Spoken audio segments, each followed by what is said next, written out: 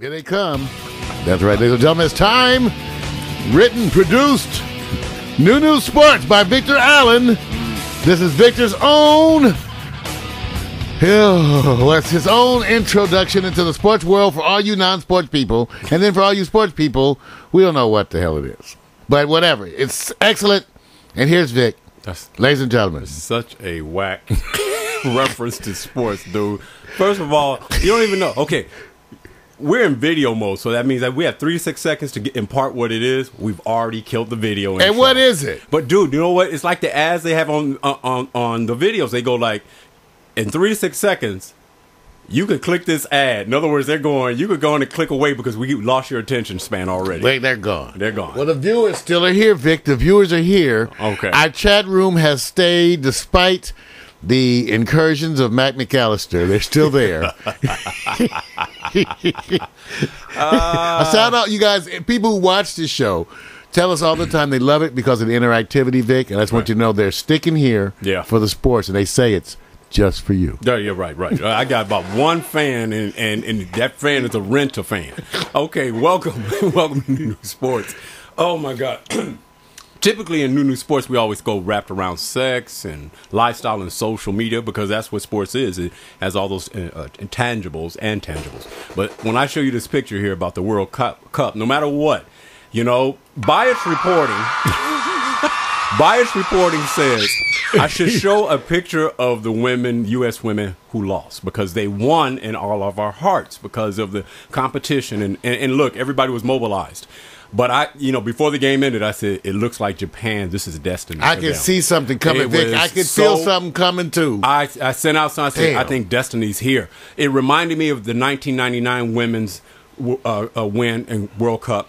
And I sat there and said, it looks like they're destined. Because everybody said the team is favored.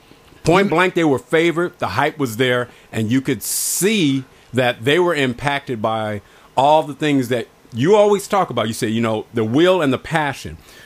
The U.S. women were bigger and stronger.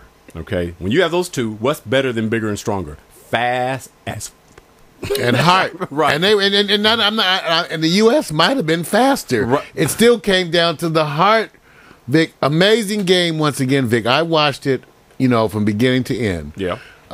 Amazing game, but I also had the feeling something was in the air, and it's interesting when you watch the U.S. women's players after the game, even from the things they said, right. Even in losing, and by the way, they're so gracious. Hope Solo, love you. They want her for the tabloid pictures, Vic. They want her in Playboy. She's already got offers. Yeah.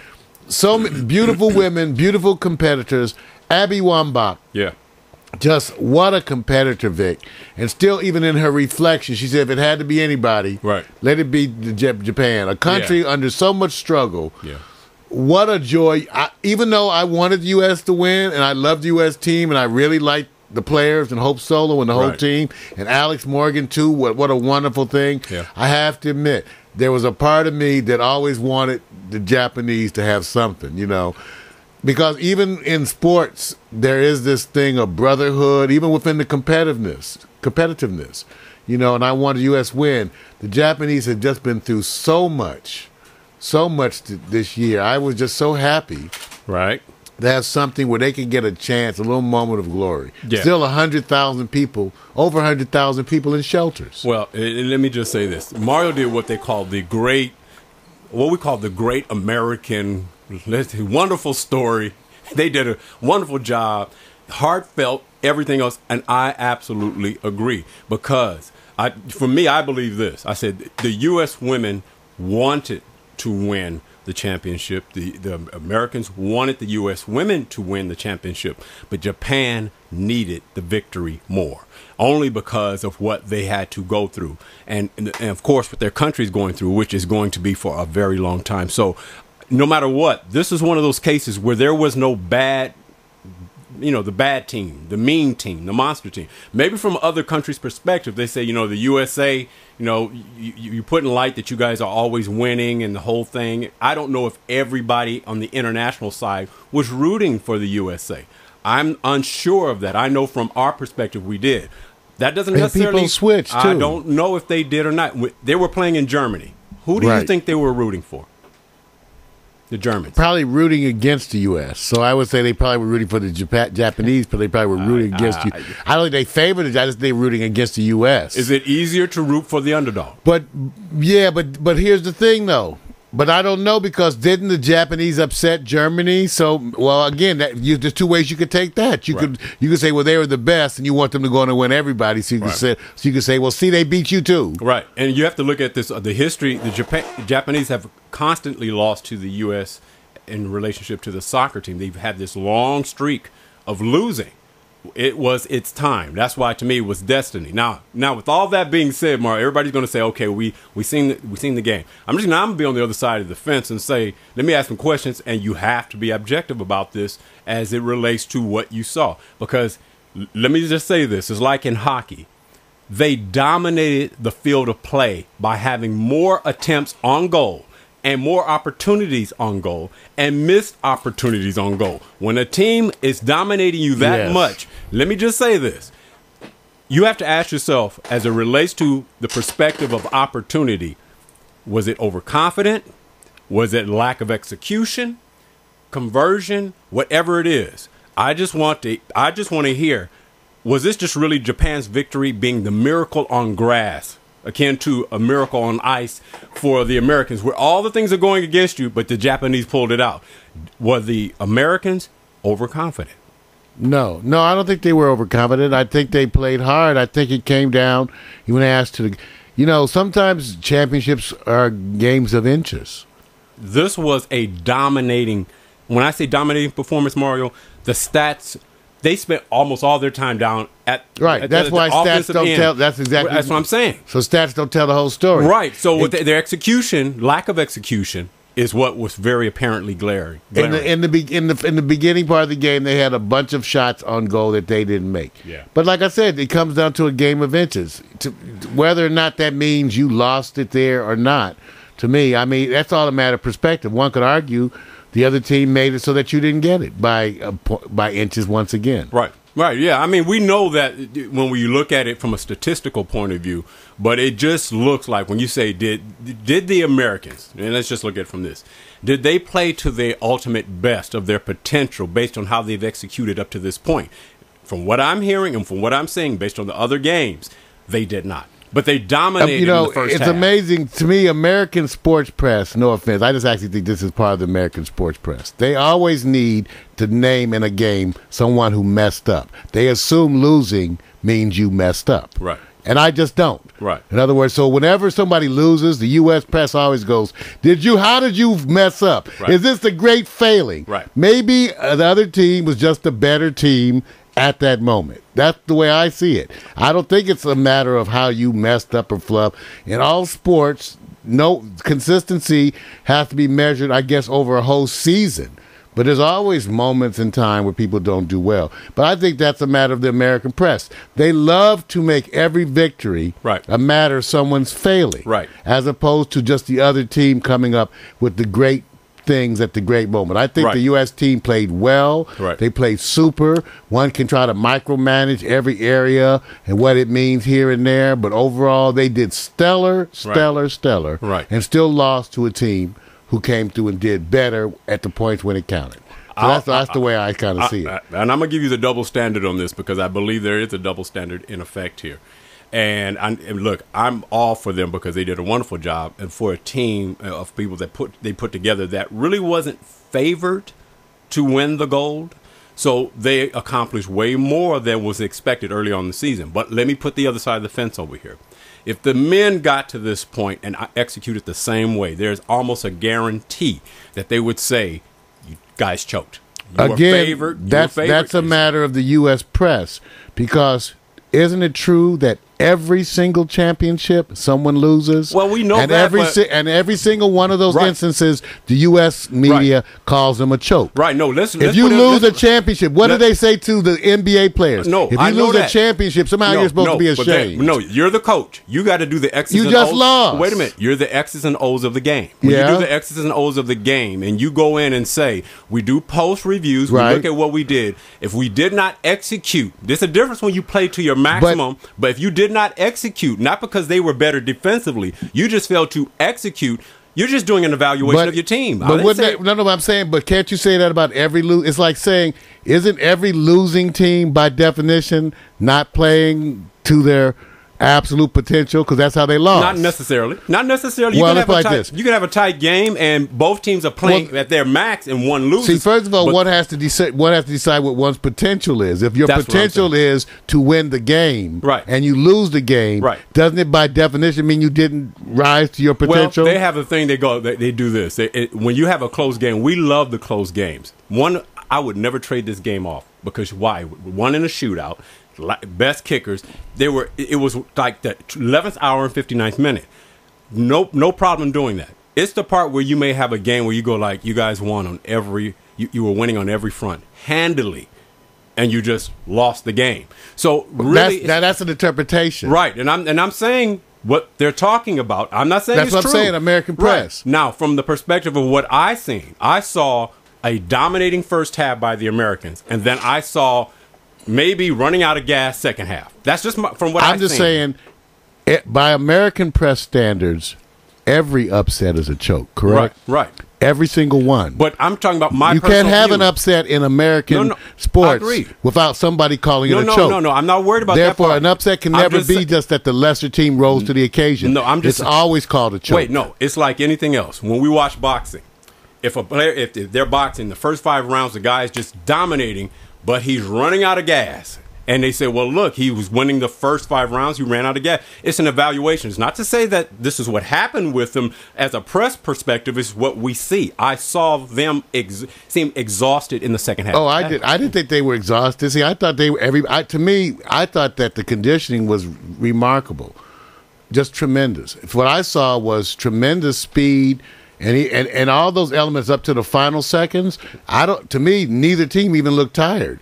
I was actually amazed by their lack of seeming fatigue, and I was actually amazed at how supposedly people who were injured were playing despite those injuries. So no, I just saw it differently. I just saw in the closing times when it's man on man, woman on woman, those closing moments of greatness, there are times you're off by inches. Okay. That game could have been won by, there was inches where some of those kicks were off, in which case it could have been won by either team. And what's always amazing is the same sport, because I watch again the American sports, I always go, wow, just 2 more inches and they would have to give another report about the same thing. Right. I wonder, now had the Americans squeaked by and won, then I guess it wouldn't have been a matter of fatigue or it wouldn't have been a matter of choking. No, it would have been. I think the evaluation would have came the same way. We would have applauded the Japanese. Why? We would have said, number one, a nation going under great strife and struggle because of the earthquake. We would have applauded them, but we would have applauded more the Americans.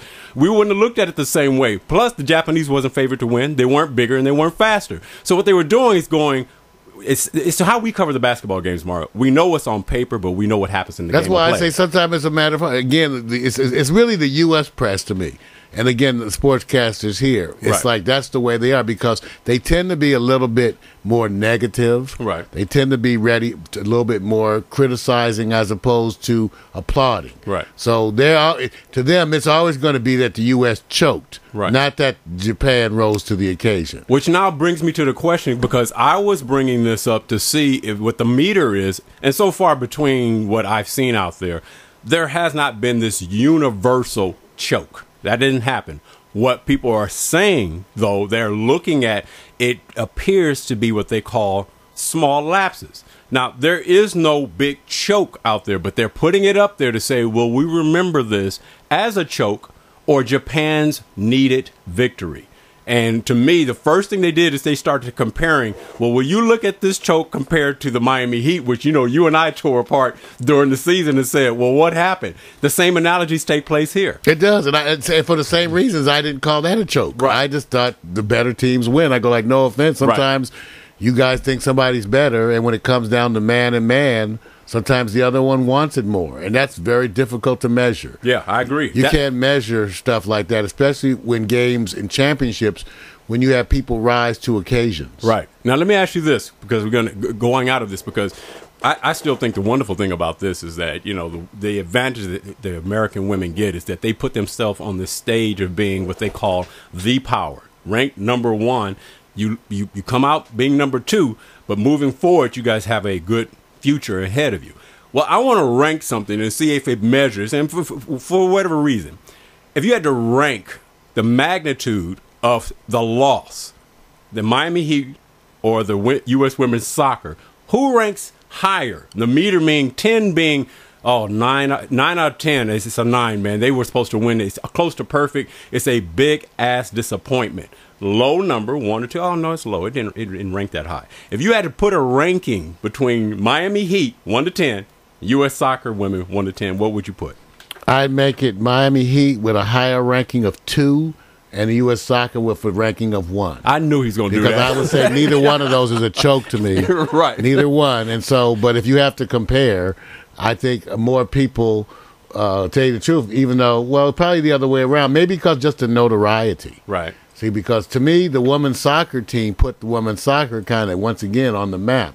Yep. So the Miami Heat was already on the map. Yep. And people were watching. So in that case, I don't know. Even though the soccer community kept saying that the U.S. team was rated so highly, I don't know that the fans appreciated that to the same degree because the Americans, it was still new to them. Right. And so they just tend to think, as I did, I think many people did, that certain European teams were better at soccer. We just thought Germany, for example. Right. We just thought they would be. Well, yeah, the Brazilians and Germans. Especially Brazil, because of the male legacy, which I don't even know if the Brazil women's team is really that good. But the men's Brazilian team has a legacy. Always. And I think that, once again, those of us who don't follow it give it kind of a thing. But again, it goes to show you, once again with the U.S. press, how they view, which is sometimes why I like the U.S. to lose. Right. I hate to say that. Right. It's like when we lost that time basketball in the Olympics, I was kind of happy. Right. I said, finally lost something. Why do you always have to win everything? Right. Get over it. Right. No, Get over it. Well, and look, and the bottom line is for those who you don't remember, it's going way back into the 70s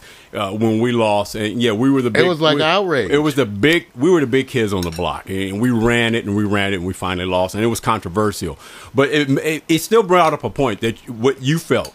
I felt that the Heat, NBA Heat, because it was a national game, even though it's a worldwide event, but not to the magnitude of soccer, it did rate less to me. I would say because international soccer is big. It's a part of religion in people's countries. So it takes on a lot more weight, and you get a lot more notoriety from this game because it's the global game of the planet. So when you ranked it, even though you did rank, you still put Miami Heat's as magnitude as being a little bit less, you're saying? Yeah, only because I think mine had to do with, again, the prevalence. Even though international soccer is big internationally, it's not big here. Right. And if you do these polls over the most recognizable sports figure, I think it was just a recent one. Right.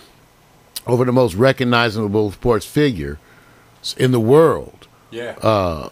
Kobe used to be number 1. LeBron is number 6. Now they're shifting. Right. Because of other sports, but it's still male-dominated. Yes, it is. But you see what sports, again, even though you get soccer up there, you still had Kobe used to be number 1. Yeah. So in terms of being recognizable, that's the only thing that even though, like I said, for me, for the Heat to have gotten to the finals, proved a point, didn't disprove a point. It actually proved their point that they're how awesome a team they were. They went to the NBA finals. Right. Look, everybody knows that. It's like you walking in the room and you're the new manager of the company that just hired you. You already start off with going, well, this is going to be the new savior of the department or whatever. He or she is supposed to come in and change the culture of your company. And all of you guys are already going like this. We have to tout him first as being what we love or what we hope for change, but everybody knows that a new person coming in the company reeks negativity all day long, most of the time. It's hard to give them. It's a fine line. It's almost like you can't tout, for example, a new coach of the Lakers too much without making it seem like you kind of glad to get rid of the old coach. Right, you put the So pressure. it's a fine line in there. Pressure. To talk about the new savior. What about the old savior who just left while doing a hell of a good job? You can't See, do this it. is the whole thing. I know. Which, again... It's like the National Choir. Yeah. Once again, wait, that's why we're the new, because we are different. Okay, I'm gonna go on to the next one. I can't help it because Mario, we talk about all this stuff. We go like, it's a gap in sports for a certain amount of time from the U.S. perspective. So people hold on as much. Why are these stories coming up? Because they don't have football and they don't have basketball. It's actually better, dude. No. I got to give it to you, man. In the Slack, Vic is finding like every sports controversy, and without even dealing with steroids, because that's the obvious controversy. Right. And you're not even touching on that. I'm not even. But you got all these other controversies. I'm not. And they're great. I can't. You know what? I won't even cover the Tour de France. It's because I go man. that's like the steroid haven. Period. I say it's already done. Number one sport, hands down. No, can't even follow it no more. All right, let me go to I have to go to Do You Believe? And let me just tell you something right offhand. There's always a record in something with broadcasting, tweeting, or whatever. Pretty soon we'll just call it Facebooking and all these other stuff. But I have to go to Do You Believe because there was a golf tournament over the weekend. Now, Mario, you always... A big golf tournament. Not even a little one. Right. A big ass. Right. And actually Tiger controversy somewhere around this too, right? Sending a message. You know what? This is called spin. This is where you actually put the nail on the head. Yeah. This is called spin. He's supposed to be a competitor. If he's a competitor, you don't send him a message and say good luck. The whole idea is that they're supposed to frame the culture to not the argument of what you do in sports, to watch us tell you what they think they should do. I'm not worried about that part. That's a little too over the top. I just want to give love out to Northern Ireland's Darren Clarke, the man who says, I celebrate what my caddy told me. He said, I play better when I'm fatter. Right. Hey, let's celebrate him for that, for playing better when he's fatter. Right. That's what he said. I don't mind celebrating. Hey, you know what else, Vic? What? We forget that at least these games originate closer to them. Yes. I mean, even though it's not Irish, it was Scottish, right? I can't remember. I can't remember. I don't want to get. I don't want to get them pissed off. I'm not throwing it might have been like Irish. I'll go look and see who invented it. All right. But I know it originated over there. Okay. I think it was one of Charles Barkley's ancestors. And so we like to see. This is like Americans feel like they must win. Right. Americans feel like they must win basketball, right? It's like their sport. They have to win it. Let me say this. In the second day of the competition of the British Open, and congratulations to the British Open champion, Darren Clarke, who was considered one of the seniors of the tour because the young guys were all coveting the board on the first two rounds.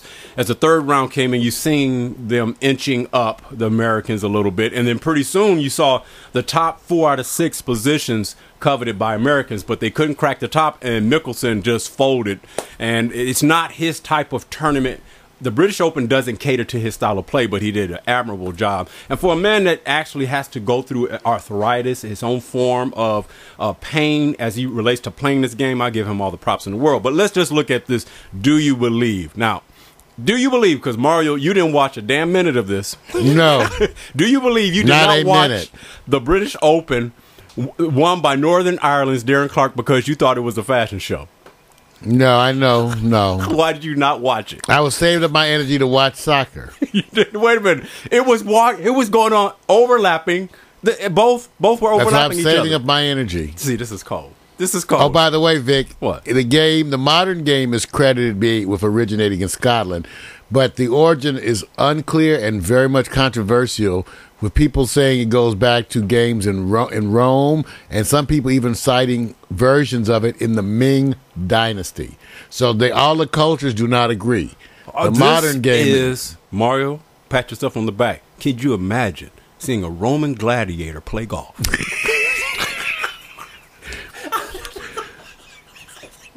You brought it. They called it Paganica, in which they used a bent stick to hit a stuffed leather ball.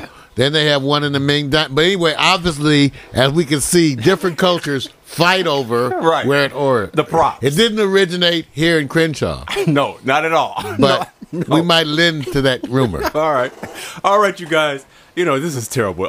Only he would bring up this stuff. All right, let me say, do you believe the USA versus Japan World Cup match sets Twitter record when the USA women had the ball?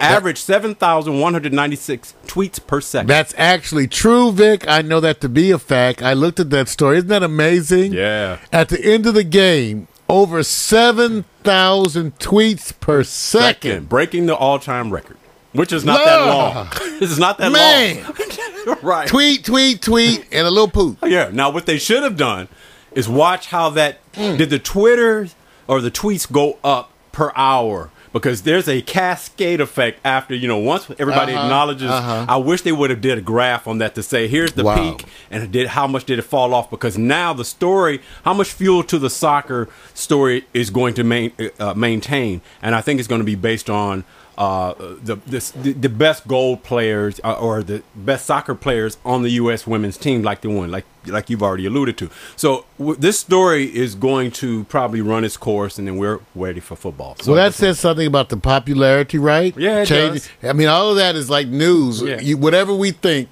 these things are all measurements that you have to reconsider your views. Yeah. It comes from all over the place. Well, look, I have to admit to something. I'm not saying that you guys are going to watch these videos and these shows most of all. Somehow or another, tweets get so much attention as it races to be the informational pipeline and visual pipeline together. Much faster. You can combine both those efforts as fast as you can get information. You will rule this kingdom. So, my do you believe is over. It was so controversial to watch us defend the island. I call it Japan an island, man. Because it's a big ass island. It's an island. Hey, look, for now, they played their ass off. They needed this win. Yes. They needed. I'm sorry. God bless you. Yeah. Everybody. Yes. That's right. New Sports, written and produced by Victor Allen. There's the two-headed Vic. That's right. Stay tuned and look for the Matrix Vic. That's right. One-headed Vic. There he is, Matrix Vic. New Sports, Victor Allen's original. Write him. Tell him how much you love his sports.